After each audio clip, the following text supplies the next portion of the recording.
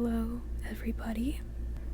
Today's video is just going to be a ramble again while I try to get used to using a lavalier mic.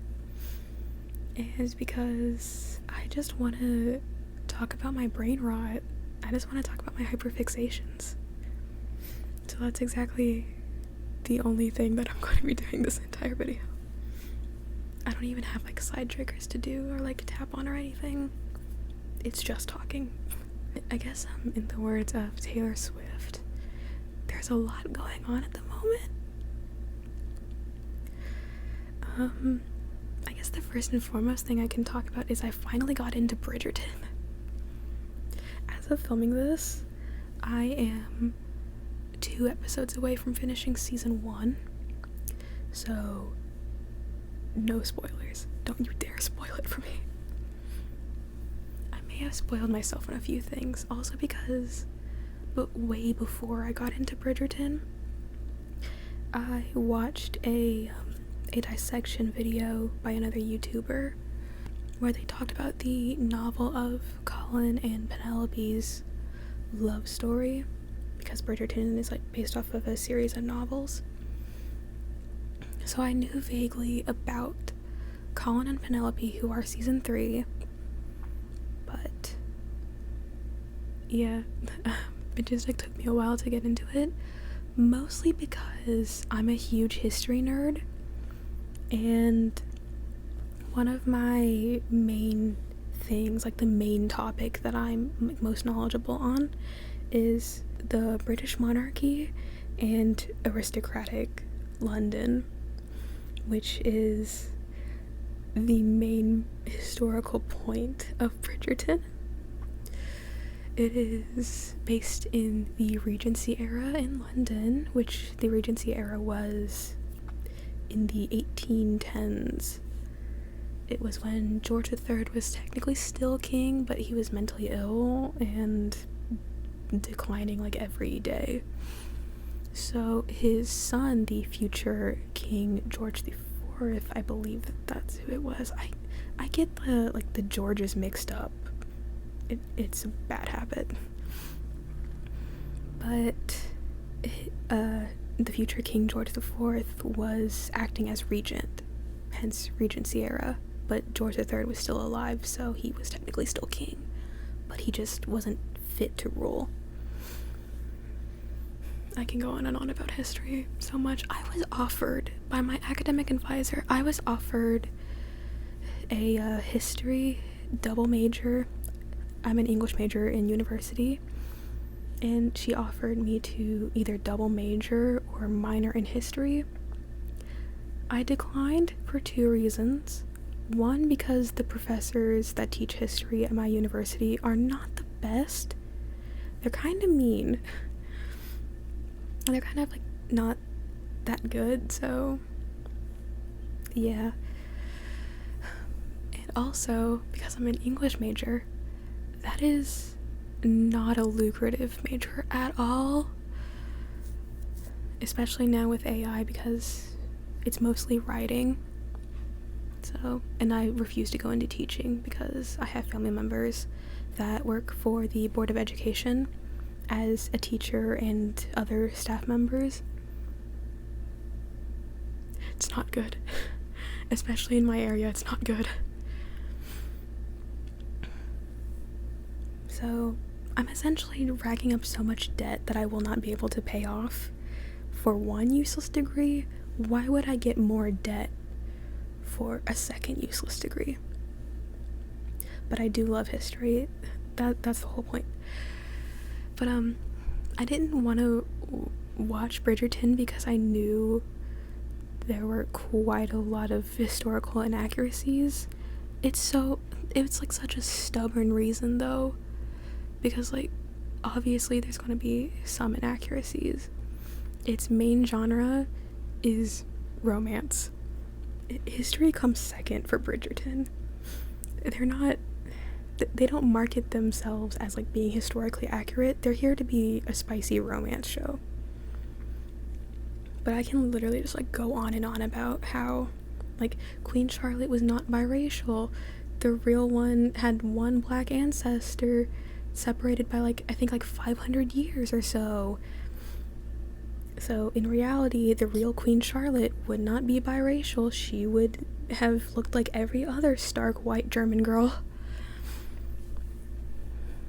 I'm not like nagging, like hiring actors of color. That's great, that's phenomenal, but if this was a historically accurate documentary or such, then I would be kind of like, I don't really like trust your information now, because like it's colorblind casting. If you're trying to be historically accurate, these were real people. Queen Charlotte was a real person and she was not biracial. But it's a romance, so you can be historically inaccurate. I don't really care.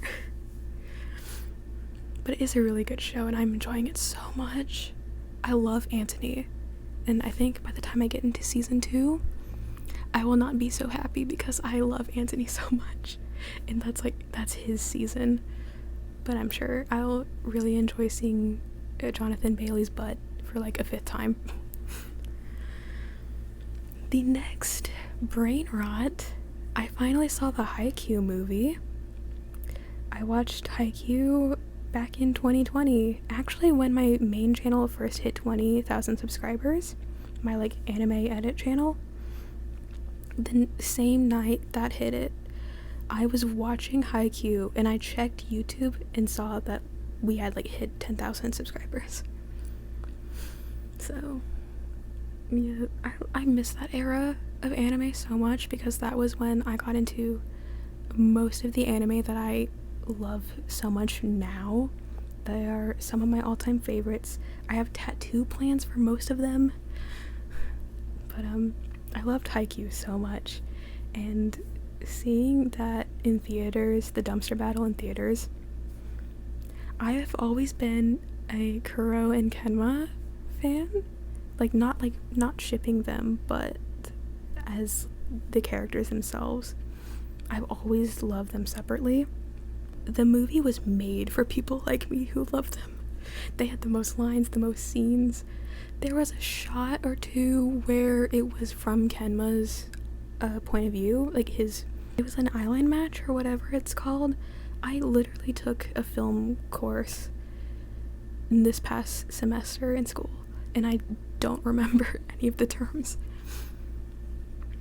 But that brought back like so many memories and made me just miss Haikyuu and that era of when I watched it and when it was popular on TikTok and everything. It was like, this is gonna sound so depressing, but I think that was when I was at my happiest. And yeah, I truly loved it. I loved it so much. Oh my god, it's worth the hype, and I'm so glad it's coming back on TikTok. Like, Haikyuu, the fandom, is finally alive again because of the dumpster battle. The next topic that I guess I can talk about is, fairly recently I got into Dungeons and Dragons and Baldurs Gate. I was never really interested in getting to know how to play Dungeons and Dragons, being in that whole scene, which is dumb because I'm a nerd for literally everything else. But within the past year, I made one of my OCs, his name is Oliver. I made one of my OCs into a Dungeons and Dragons character that I could play as. Let me get his character sheet. I'm back with Oliver's character sheet. I've had Ollie as a character of mine since 2018, but I never used him for anything until like a month ago. My friends and I were spending the night at one of our places, and the person's house that we stayed at, their entire dining room is just a Dungeons and Dragons room. And they've been like trying to get the rest of us to play it for years, and we finally had the chance to, and we all loved it.